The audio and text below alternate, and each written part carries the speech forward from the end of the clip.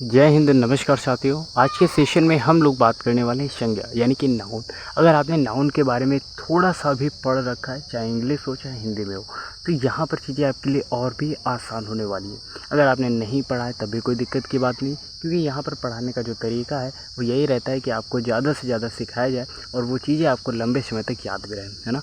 तो इस बेस पर आपको यहाँ पर नॉलेज प्रोवाइड किया जाता है। आई थिंक हमारा ये प्रयास आपके लिए कहीं ना कहीं आपकी नॉलेज को इम्प्रूव करने में मददगार साबित हो रहा होगा। तो चलिए आज का सेशन स्टार्ट करते हैं और सबसे पहले समझते हैं संज्ञा होता क्या है।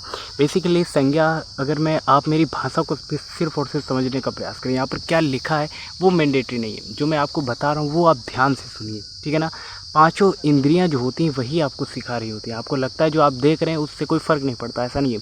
आप देख रहे होते तो वो दिमाग में छप रहा होता है, आप रिपीट कर रहे होते वो भी दिमाग में छप रहा होता है, आप लिख रहे होते तब भी वो आपके दिमाग में छप रहा होता है, आप सुन रहे होते वो भी आपके दिमाग में छप रहा होता है, और अगर आप बोल रहे होते वो भी आपके दिमाग में छप रहा होता है।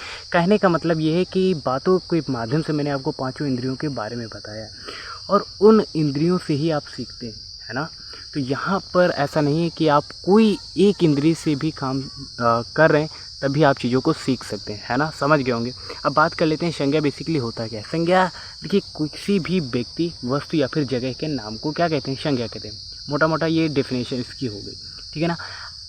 इस यूनिवर्स में जो भी चीज़ें उपस्थित हैं, जो भी चीज़ें यहाँ पर मौजूद हैं और अगर उनके नाम है तो वो संज्ञा है। इतनी बात क्लियर है। फिर चाहे कोई व्यक्ति हो, वस्तु हो या फिर जगह हो, ठीक है। अब व्यक्ति की बात करें, जैसे कोई व्यक्ति का नाम, जैसे आपके आसपास जो भी रहते हैं, मोहन, राकेश, है ना, घनश्याम, ये सभी व्यक्तियों के नाम हैं, ठीक है। विमला, निर्मला सीतारमण जी, है ना, प्राइम मिनिस्टर जो कि जिनका नाम है। तो इस तरीके के जो भी नेम होते हैं वो सभी व्यक्ति हो या व्यक्तियों में जैसे मेल फीमेल दोनों आते हैं, इन सभी के नेम क्या होते हैं, वो भी संज्ञा होती है। वस्तु की बात कर लेते हैं। अगर आप स्टूडेंट लाइफ में हैं तो आपके पास bag, pen, pencil, eraser, rubber, cutter, ये सब चीज़ें आपके पास होंगी। साइकिल होगी, बाइसिकल होगी, मोटरसाइकिल होगी। ये सब चीज़ें क्या है, वस्तु ही तो हैं और इनके नाम भी हैं। यानी कि संज्ञा का सीधा सीधा मतलब होता है नाम से। अगर उसका नाम है तो वो संज्ञा है। उसके बाद बात कर लेते हैं स्थान। जैसे आप कहीं पे रहते होंगे, कहीं पे पढ़ने जाते होंगे, कहीं पर मार्केट जाते होंगे, तो इन सभी चीज़ों के नाम हैं और इनके नाम ही क्या होते हैं, संज्ञा होते हैं। क्लियर हो गया ना। अब बात कर लेते हैं कि संज्ञा के भेद कितने होते हैं, संज्ञा कितने प्रकार का होता है। बेसिकली संज्ञा 5 प्रकार के होते हैं, ठीक है। व्यक्तिवाचक संज्ञा, जिसमें प्रॉपर चीज़ों की बात करी जा रही होती है, प्रॉपर जगह की बात करी जाती है, प्रॉपर वस्तु की, प्रॉपर व्यक्ति की बात करी जाती है, ठीक है ना। जैसे एग्जांपल के लिए अभी करंट में हमारे प्राइम मिनिस्टर कौन है, नरेंद्र मोदी जी, तो उनका एक प्रॉपर नाम है। प्रेसिडेंट की बात करेंगे तो माननीय द्रौपदी मुर्मू जी, तो उनका भी एक प्रॉपर नाम है। तो व्यक्तिवाचक संज्ञा का मतलब होता है कि किसी भी वस्तु, व्यक्ति या जगह का एक प्रॉपर नाम होना चाहिए, ठीक है। जैसे न्यू दिल्ली हो गया, लखनऊ हो गया, आगरा हो गया, तो ये जगह का प्रॉपर नाम है। व्यक्ति का, जैसे हमने अभी प्रेसिडेंट के बारे में बताया, प्राइम मिनिस्टर के बारे में बताया, तो इनका एक प्रॉपर नाम है, ठीक है। जगह के बारे में भी हमने यहाँ पर मेंशन किया। अब बात कर लेते हैं जातिवाचक संज्ञा। जातिवाचक संज्ञा मतलब होता है कॉमन नाउन। जैसे आपके स्कूल में टीचर हैं, टीचर देखो मेल भी हो सकता है, फीमेल भी हो सकता है, लेकिन वो कॉमन शब्द हमने यूज़ किया टीचर, है ना। टीचर का मतलब होता है अध्यापक। अब टीचर वो आपका मेल यानी कि मैडम भी हो सकती है, आपके सर भी हो सकते हैं। तो यहाँ पर जातिवाचक यानी कि आपको पता चल रहा होता है वो मेल है, फीमेल है, या फिर एक कॉमन शब्द यूज हो रहा होता है, उसे हम जातिवाचक संज्ञा कहते हैं। क्लियर हुआ। उसके बाद आता है भाववाचक यानी कि एब्स्ट्रैक्ट नाउन। इसमें आपकी फीलिंग्स को शेयर किया जा रहा होता है कि आप कर क्या रहे हैं। जैसे सो रहे हैं, आप हंस रहे हैं, तो सोना हंसना ये आपकी फीलिंग्स होंगे, तो ये भाववाचक होते हैं, ठीक है। आप उदास हैं, ये सब चीज़ें।